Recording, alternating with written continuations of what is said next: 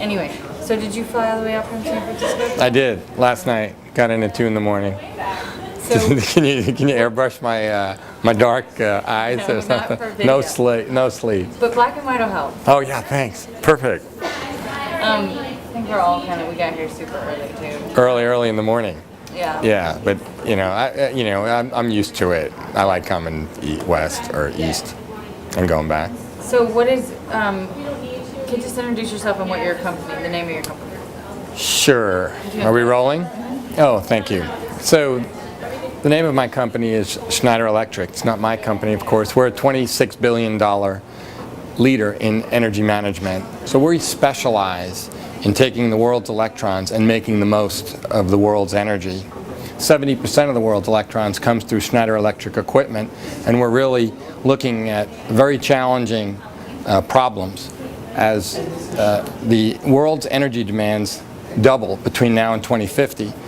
And at the same time, we're trying to reduce our carbon footprint down in half.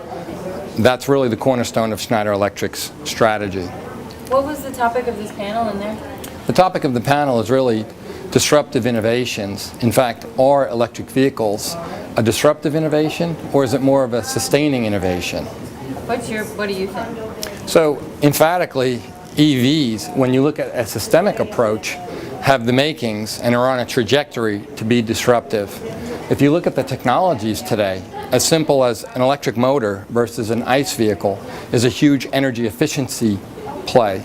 So electric motors, for instance, are north of 90% energy efficient, whereas internal combustion engines are somewhere in the mid-20s. So there's certainly opportunities for disruptive technologies. But when you look at the costs of electric vehicles, today the cost of operation is low, but the initial cost is high. So one could argue that really we're not disrupting the car market because the price is relatively high versus the incumbent car markets. So one could argue that the disruptive that EVs are not disruptive at all. But when you look further and you look at the systemic approach, which is what Schneider Electric does, we put in charging infrastructure and all that's required from the utilities to work with municipalities, work with the private sector, and work with consumers to put charging infrastructure in place. When you see all the charging infrastructure in place working with the electric vehicle, that makes for a combination that is in fact a disruptive business moving forward. So let's put that in layman's terms. I know what you're saying. So the simple view is, if there's not enough charging infrastructure around, then people are reluctant to purchase electric vehicles. And if there's not enough electric vehicles around, then people are reluctant to put electric vehicle charging stations in. So you have what the classic chicken and egg theory suggests. But what we're doing is we're putting in charging infrastructure which allows for EV adoption, and then the more cars that come in, the more charging infrastructure will be in demand. And you have a balance of building out both the systemic charging infrastructure as well as the cars. And when you have that combination, that's a growth combination for disruptive technology. So you're both kind of believing in each other. We're not only believing in each other, but somehow we're also relying on each other. But where do you get your initial financing to do that? Like each of you have to have some money up front. Sure. Well, there's enough, it's a big enough problem in the world, and there's enough at stake that it's worth to take risks in investment. And what we're seeing is the Department of Energy is making an investment.